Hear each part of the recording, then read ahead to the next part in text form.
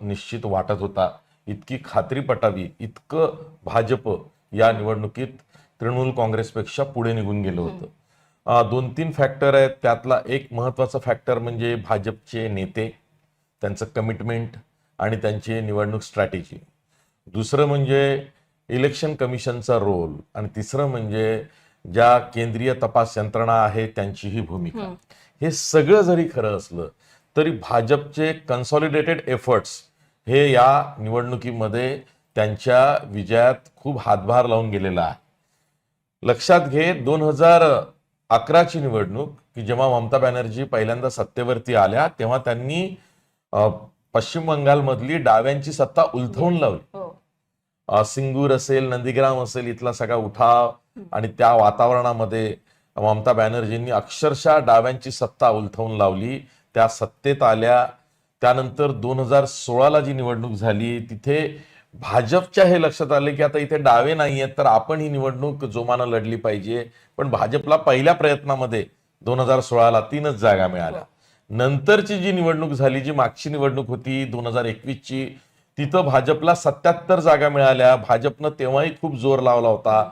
तेव्हाही अमित शहा हे जसं आता 15 दिवस बंगालमध्ये ठाण मांडून बसले होते तेव्हाही अमित शहा यांच्याच हातात प्रचाराची भाजपची सूत्र होती. पण तेव्हा 77 जागा मिळाल्या. आणि मागच्या त्याच निवडणुकीमध्ये ममता बॅनर्जींना डिस्पाईट एक्झिट पोलचे आकडे त्यांनी खोटे ठरवत त्यांनी 213 इतका आकडा गाठला होता. म्हणजे आता भाजपला 205 जागा, काही ठिकाणी निकाल जाहीर झालाय, काही ठिकाणी आघाडी आहे, असं मिळून 205 ठिकाणी आघाडी दिसते आहे. 2021ला जी मागची विधानसभा निवडणूक झाली पश्चिम बंगालमध्ये तिथे ममता बॅनर्जींनी 213 जागा मिळवल्या, भाजपने 77 जागा मिळवल्या. आणि छोटे मोठे पक्ष इतर जे आहेत त्यांना 4 जागा मिळाल्या. या 213 जागा मिळवताना तृणमूल काँग्रेसनी 70 जागा अशा होत्या की जिथे तृणमूल काँग्रेस 70हून अधिक जागा मी म्हणेन तिथे क्रमांक 2च्या त्या जागा होत्या. म्हणजे तिथे ते रनरअप राहील. आणि भाजप मात्र 77 जागा जरी मिळाल्या तरी 200हून अधिक जागांवर रनरअप होती. म्हणजे दुसऱ्या क्रमांकाची मतं मिळाली होती. तेव्हा आता ही जी निवडणूक होणार होती इथे भाजपच्या रणनीतिकारांना हे माहिती होतं की इथे 265हून अधिक मतदारसंघ असे असतील 294 पैकी की जिथे थेट लढत भाजपचा उमेदवार विरुद्ध तृणमूल काँग्रेसचा उमेदवार अशी लढत ही 265 ठिकाणी किमान असणार आहे. आणि तसंच झालं. या 293 पैकी या 293 294 जागांपैकी किमान 285 जागा अशा आहेत की जिथे थेट लढत आयदर भाजपचा विजय झालाय किंवा तृणमूल काँग्रेसचा विजय होतोय. अशा पद्धतीने ह्या 285 ठिकाणी लढती झालेल्या ज्या थेट लढती आहेत. आणि त्यातनं भाजप आता 205 पर्यंत आकडा नेतोय आणि ममता बॅनर्जींच्या तृणमूल काँग्रेसचा आकडा 82 पर्यंत जातोय. हे ओव्हरनाईट झालंय का हा निकाल? बिलकुल नाही.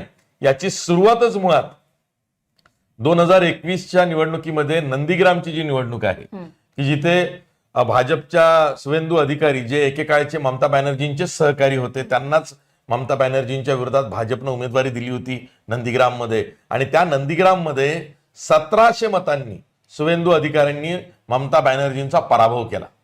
तेव्हा ममता बॅनर्जी ते प्रकरण घेऊन की करप्ट प्रॅक्टिसेसचा वापर केला गेला, रिटर्निंग ऑफिसरनी आपल्या विरोधात निर्णय दिला, काउंटिंग मध्ये गडबड झालेली आहे असं म्हणत कोलकाता हायकोर्टामध्ये प्रकरण नेलं. पण निकाल हा शुवेंदू अधिकारींच्याच बाजूने आला आणि ममता बॅनर्जी ह्या हात चोळत बसला. पण भाजपने ती संधी हेरली. तेव्हापासून नंदीग्रामच्या त्या 2021च्या निवडणुकीपासून भाजपनी पश्चिम बंगालमध्ये ममता बॅनर्जीच्या विरोधात आपला चेहरा शुवेंदू अधिकारी हा उभा केला. त्याला गेल्या 4.5 वर्षात इतकं बळ दिलं की आज शुवेंदू अधिकारी मुख्यमंत्री पदाच्या शर्यतीमध्ये भाजपकडनं सर्वात आघाडीवर नाव आहे. तर पहिला टर्निंग पॉइंट तो नंदीग्रामची निवडणूक होती 2021ची की ज्यामध्ये चुणूक दिसली की ममता बॅनर्जीला हरवता येतं. नंदीग्राममध्ये ममता बॅनर्जी हरल्या पण त्याच वेळेस 2021ला भवानीपूर मधून त्या जिंकल्या आणि त्या मुख्यमंत्री नंतर बनल्या. पहिला टर्निंग पॉइंट हा नंदीग्रामची 2021 ची निवडणूक, ज्यामध्ये ममता बॅनर्जींना शुवेंदू अधिकारींनी हरवलं होतं.